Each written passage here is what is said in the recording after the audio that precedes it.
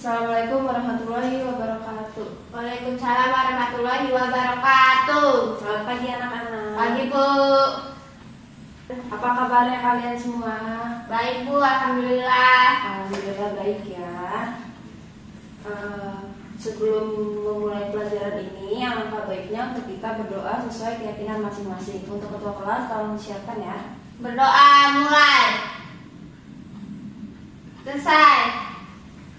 Sebelum memulai pelajaran, Ibu mau absen dulu ya. Putri, Nadira, Saya Ahmad. Oke, hadir semua ya. Alhamdulillah, semoga selalu diberi kesehatan. Anak-anak masih ingat nggak minggu kemarin itu kita belajar tentang apa? ingat Bu. Tentang apa? Pasar Bu. Ya, minggu kemarin itu kita membahas tentang pasar. Pasar, apa sih pengertian pasar? Gak tahu Bu. Masa Tempat lupa jual sih? beli, Bu. Ya, pasar merupakan tempat jual beli. Oke anak-anak, hari ini kita akan belajar materi tentang permintaan dan penawaran pasar. Apa sih yang dimaksud dengan permintaan? Ada yang Gak tahu? tahu Bu. Oke, permintaan yaitu sejumlah barang yang dibeli atau diminta pada suatu harga dan waktu tertentu. Dalam ilmu ekonomi, permintaan didefinisikan sebagai jumlah barang maupun jasa yang ingin dibeli oleh konsumen pada tingkat harga tertentu selama periode waktu yang ditentukan. Permintaan pasar itu merupakan keinginan seseorang untuk mengkonsumsi atau konsumen terhadap berbagai barang tertentu yang diperlukan maupun diinginkan oleh orang tersebut oleh para konsumen. Materi hari ini sudah Ibu kirimkan di grup ya, karena praktik kelas ini sedang mengalami kendala. Oke, kita lanjut ke slide yang kedua, yaitu tentang faktor-faktor permintaan. Yang pertama yaitu perilaku konsumen atau selera konsumen. Saat ini handphone Samsung itu sedang tren dan banyak sekali yang beli. Tetapi beberapa tahun kemudian mungkin HP itu mengalami masa kritis atau kalah dengan merek-merek HP lainnya dan dianggap HP kuno. Bisa saja itu terjadi. Yang kedua yaitu ketersediaan dan harga barang sejenis pengganti dan pelengkap. Ada yang tahu nggak maksudnya apa? Gak ada Bu. Oke, dijelaskan ya. Misalkan jika roti tawar tidak ada atau harganya sangat mahal saat ini, maka meses atau selai akan turun peminatnya. Kenapa? Dikarenakan rotinya itu lagi mahal. Kemudian selanjutnya ada pendapatan atau penghasilan konsumen.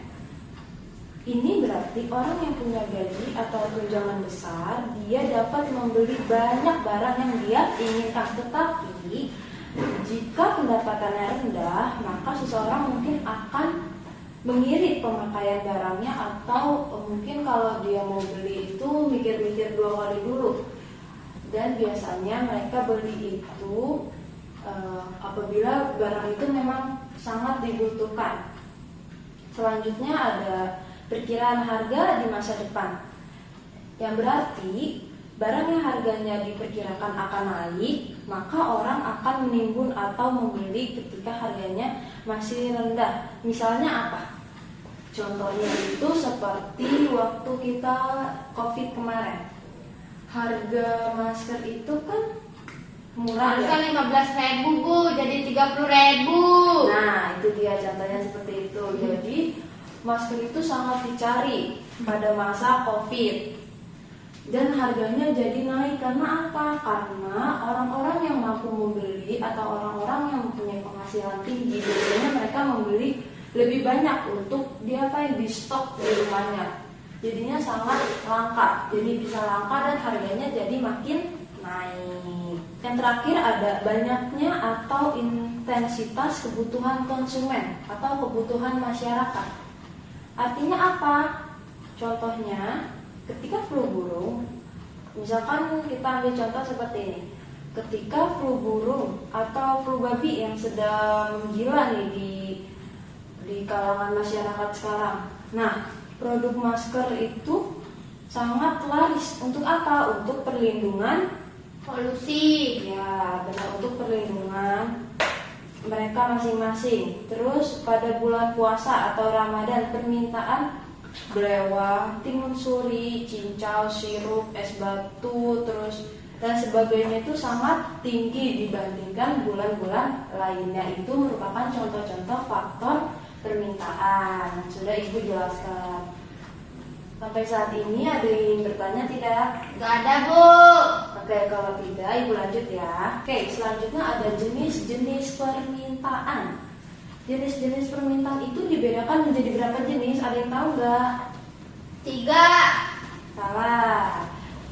Jenis-jenis permintaan itu dibedakan menjadi 2 jenis, yaitu berdasarkan daya beli dan jumlah subjek pendukung. Nah, yang pertama Ibu akan menjelaskan tentang berdasarkan daya belinya. Permintaan dibagi menjadi 3 jenis. Nah, sini baru 3 jenis. Yang pertama ada permintaan efektif, yang kedua ada permintaan potensial, dan yang terakhir ada permintaan absolut. Ibu akan menjelaskan tentang permintaan absolut. Permintaan absolut adalah permintaan atas barang atau jasa yang tidak diinginkan dengan kemampuan untuk membeli, sehingga lebih menjadi angan-angan saja. Permintaan absolut ini dimiliki oleh semua orang. Selanjutnya ada permintaan potensial. Permintaan potensial adalah permintaan atas suatu barang atau jasa yang didukung dengan adanya kepemilikan jumlah uang atau kemampuan daya beli, tetapi pembeli atas barang atau jasa ini masih berupa rencana saja. Jadi misalkan kamu pengen beli tas nih, tapi baru kepengen atau angan-angan atau rencana saja. Nah, orang-orang yang punya kemampuan untuk membeli ini biasanya menjadi sasaran iklan untuk apa? Untuk mereka membeli produknya. Oke.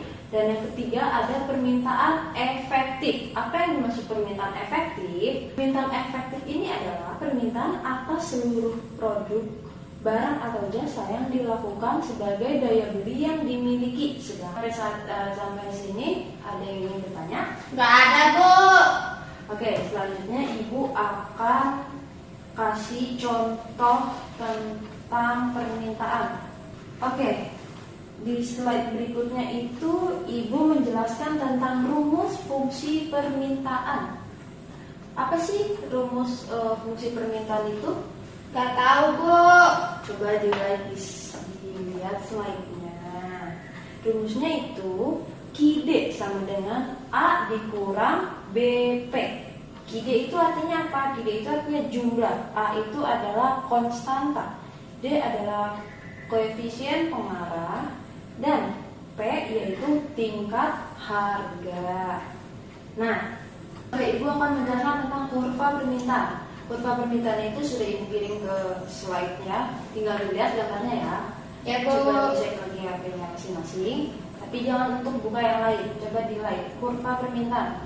Kurva permintaan ini menggambarkan hubungan antara kualitas barang yang ditawarkan terhadap harga barang-barang. Kurva permintaan ini akan bergerak dari kiri ke kanan bawah. Begitupun sebaliknya. Jadi dari kiri ke kanan bawah. Begitupun sebaliknya. Itu akan menggambarkan hubungan terbalik antara permintaan dan harga. Oke. Di slide berikutnya itu Ibu memberikan contoh soal tentang fungsi permintaan.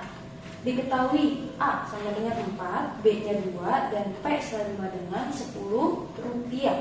Hitunglah berapa jumlah barang yang diminta. Caranya gimana tadi rumusnya? Fungsi permintaan itu rumusnya QD sama dengan A dikurang BP. Berarti 4 dikurang 2P sama dengan 4 dikurang 2 dikali 10. Sebenarnya hasilnya berapa? 16. Jadi dengan harga 10 rupiah jumlah barang yang diminta adalah 16. Oke. Kita beralih ke materi selanjutnya, yaitu tentang penawaran. Ya, tentang penawaran. Apa yang dimaksud dengan penawaran? Penawaran merupakan jumlah barang yang akan diproduksi dan ditawarkan untuk dijual dalam rangka memenuhi kebutuhan masyarakat. Ya, kebutuhan masyarakat yang ingin membeli dalam suatu pasar ekonomi. Nah, penawaran ini memiliki hukum penawaran. Ada yang tahu nggak hukum penawaran apa? Gak tahu, Bu. Hukum penawaran itu seperti ini. Makin tinggi harga suatu barang, makin banyak jumlah barang yang ditawarkan oleh para penjual dan sebaliknya. Makin rendah harga suatu barang, maka makin sedikit jumlah barang yang ditawarkan. Kenaikan harga penawaran akan menyebabkan penurunan harga dan menyebabkan kenaikan harga. Selanjutnya ada faktor-faktor tentang penawaran. Faktor penawaran yang pertama yaitu biaya produksi dan teknologi yang digunakan. Apa sih maksudnya? Nih, jika biaya pembuatan atau produksi suatu produk sangat tinggi, maka produsen akan membuat produk lebih sedikit dengan harga jual yang mahal. Karena apa? Karena takut tidak mampu bersaing dengan produk Yang sejenis. lain. Ya, produk yang lain yang sejenisnya. Dan produk tidak laku terjual. Maka dengan adanya teknologi canggih bisa menyebabkan pemangkasan biaya produk sehingga memicu penurunan harga. Yang kedua yaitu ada tujuan perusahaan. Nah, perusahaan ini memiliki tujuan. Apa sih tujuannya? Cari keuntungan yang besar.